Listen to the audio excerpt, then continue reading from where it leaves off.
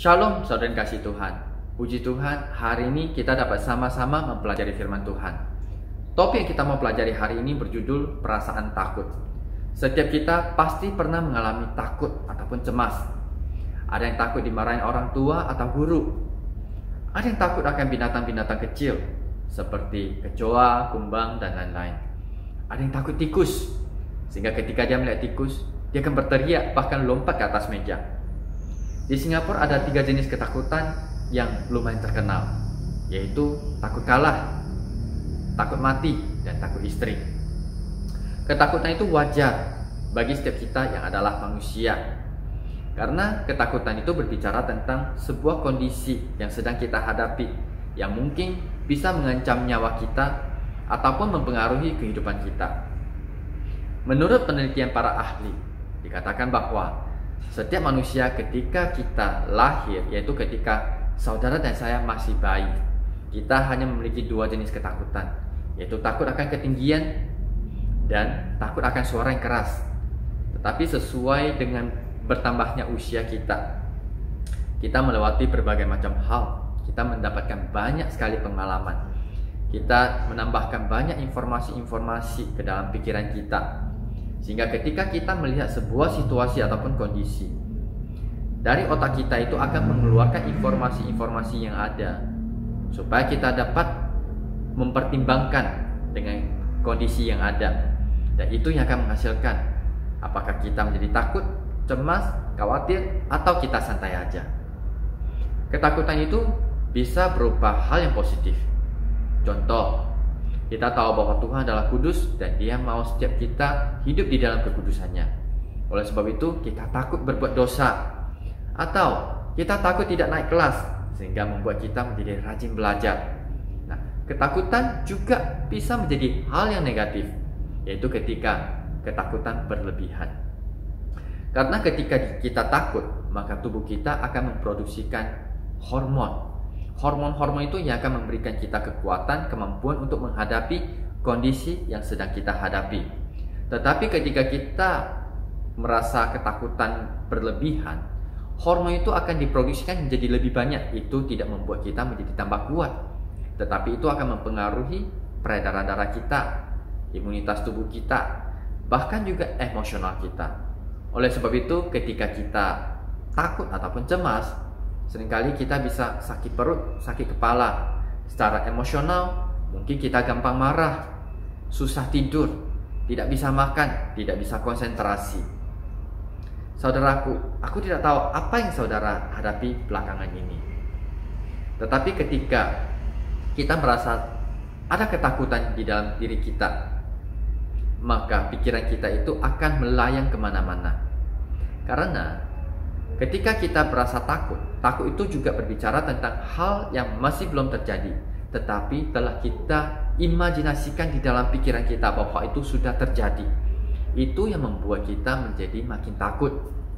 Seperti contoh, mungkin ada yang pernah digigit anjing, sehingga ketika dia melihat anjing, walaupun anjing itu anjing kecil dan tidak ngapa-ngapain dia akan otomatis merasa takut, karena ada pengalaman buruk yang tersimpan di dalam pikiran dia.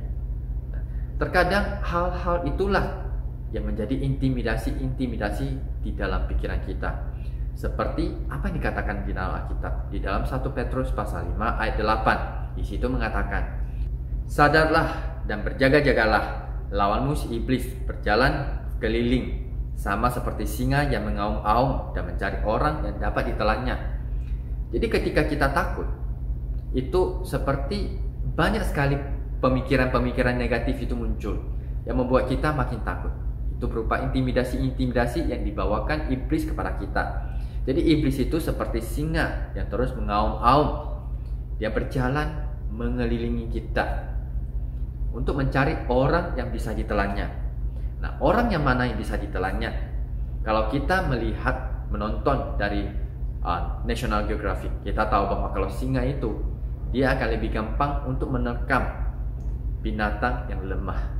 Jadi ketika kita takut, kita akan menjadi lemah. Dan ketika kita mendengar suara auman dia, yaitu ketika semakin banyak pikiran buruk masuk ke dalam kita, itu berupa intimidasi-intimidasi masuk di dalam kita, dan kita menjadi lemah. dan kita akan gampang digerogotinya.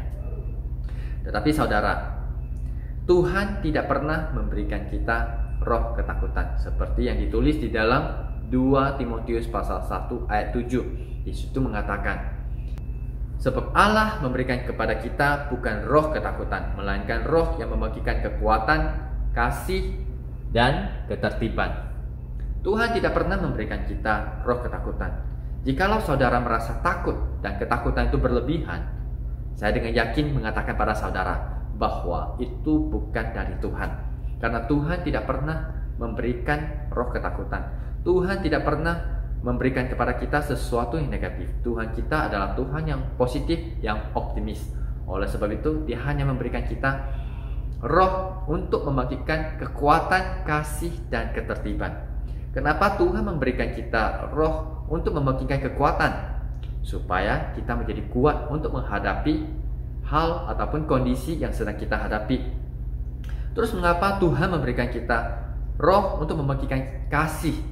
Karena ketika kita merasa takut, kenapa kita bisa merasa takut? Yaitu di dalam ketakutan itu selalu ada penghukuman. Jadi seperti yang dikatakan di dalam 1 Yohanes pasal 4 ayat 18, di situ mengatakan, di dalam kasih tidak ada ketakutan.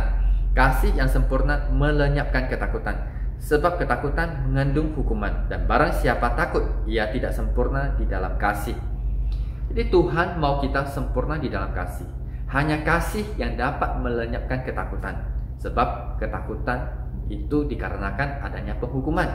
Jikalau tidak ada penghukuman, tidak ada konsekuensinya, apa yang harus kita ketakutan?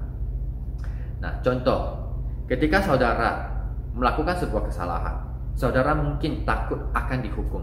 Ada konsekuensinya. Tetapi ketika penghukuman itu sudah turun, konsekuensinya kita sudah tahu, maka kita tidak lagi takut karena kita sudah tahu hasilnya. Nah, oleh sebab itu kadang ketakutan itu harus kita hadapi. Karena semakin kita sembunyikan diri, maka kita akan semakin takut. Seperti Adam dan Hawa ketika mereka memakan buah yang dilarang untuk dimakannya, dan mereka mendengar suara Tuhan, mereka sembunyi karena takut. Tetapi ketika mereka sudah keluar menghadapi Tuhan dan hukuman sudah dijatuhkan, Alkitab tidak mencatat bahwa mereka takut lagi, tetapi mereka menjalani kehidupan mereka dan menghadapinya. Oleh sebab itu saudaraku, ketika saudara takut, kita coba untuk jangan terlalu banyak imajinasi. Jangan biarkan intimidasi-intimidasi itu masuk ke dalam pikiran kita. Kita sama-sama hadapi dengan pertolongan Tuhan. Saya percaya Tuhan yang memberikan kita kekuatan untuk kita menghadapi. Dan Tuhan di dalam kasih-Nya juga akan menjaga kita. Mungkin ketika kita melakukan sebuah kesalahan ada konsekuensinya, tetapi percayalah, ketika kita datang kepada Tuhan, dosa saudara dan dosa saya telah diampuni. Nah, terus apalagi yang dimaksud dengan roh yang membagikan ketertiban? Ketertiban di dalam bahasa Inggrisnya itu dibicarakan tentang self control ataupun sound mind juga. Itu artinya kita harus memiliki pikiran yang sehat. Nah, ketika kita tidak memiliki pikiran yang sehat, maka kita akan gampang digerogoti oleh pikiran-pikiran yang tidak baik. Itu yang akan membuat kita melenceng. Karena ketika kita berbuat salah dan kita takut, kita akan coba untuk melakukan kesalahan yang lain untuk menutupinya. Terkadang kita akan mikir, kita udah berbuat salah, kita pengennya bisa restart, dimulai dari awal. Tetapi tidak semua kondisi bisa kita mulai dari awal. Dan kita juga mencoba untuk menutupi kesalahan kita, tetapi kesalahan kita tidak bisa ditutupi dengan cara-cara kita. Oleh sebab itu, kita mungkin mencari banyak alasan untuk mengcover kesalahan-kesalahan kita. Dan itu yang membuat kita makin jatuh. Seperti contoh, ketika saudara telah mengatakan sebuah perkataan bohong, dan untuk menutupi perkataan bohong saudara yang sebelumnya, saudara akan mengatakan perkataan bohong berikutnya. Nah, contoh, mungkin saudara masih belum makan, dan saya menanyakan pada saudara, apakah Anda sudah makan? Saudara mungkin nggak enak kalau saya nanti mau ajak saudara makan. Saudara akan mengatakan, oh saya sudah makan. Terus saya akan tanya lagi, Apa yang saudara makan tadi? Oh, nasi padang. Saya akan nanya lagi, nasi padang yang mana? Nah, berikut untuk menutupi kebohongan yang awal, saudara akan melakukan lebih banyak dosa, lebih banyak kesalahan untuk menutupinya. Itu hanyalah sebuah contoh hal yang simple, yang gampang. Tapi di dalam kehidupan kita menghadapi berbagai jenis kondisi. Setiap kita pasti pernah berbuat kesalahan. Dan kesalahan-kesalahan yang kita perbuat itu terkadang yang membuat kita merasa tidak nyaman, membuat kita merasa takut untuk menghadapinya. Tapi hari ini, apapun pergumulan saudara, apapun ketakutan saudara, hari ini kita belajar. Tuhan hanya memberikan kita roh untuk membagikan kekuatan, kasih, dan ketertiban. Mari kita pergunakan roh yang diberikan Tuhan ini, kita sama-sama menghadapinya. Karena ketika kita menghadapinya, terkadang hal yang kita bayangkan yang seburuk, yang sangat buruk yang telah kita bayangkan di dalam pikiran kita, itu tidak terjadi. Malahan yang terjadi itu jauh lebih gampang dibandingkan dengan apa yang kita pikirkan. Karena takut itu berbicara tentang hal yang belum terjadi, tetapi telah kita imajinasikan bahwa itu sudah terjadi. Itu membuat kita takut. Tapi ketika kita hadapi, terkadang itu sebenarnya sangat sederhana, sangat mudah untuk diselesaikan. Jangan biarkan ketakutan menggerogoti saudara. Mari kita hadapi sama-sama. Mari kita datang kepada Tuhan dan kita menaikkan doa kita. Bapa, terima kasih buat hari ini Tuhan. Dan kami percaya di dalam kasih-Mu tidak ada ketakutan, karena kasih menutup segalanya Tuhan. Dan biarlah kami tenggelam di dalam kasih-Mu, dan Engkau yang membagikan kekuatan di dalam diri kami untuk menghadapi apapun kesalahan kami dan juga apapun kondisi yang kami sedang hadapi. Bila kami kuat di dalam-Mu Tuhan, dan berikan kami akal yang sehat untuk menjalani kehidupan kami. Bila hidup kami adalah hidup yang memuliakan Engkau. Terima kasih Tuhan, tutup bungkus setiap kami dengan kuasa darah-Mu. Terima kasih Bapa, di dalam nama Tuhan Yesus kami berdoa dan mengucap syukur. Mari kita katakan amin.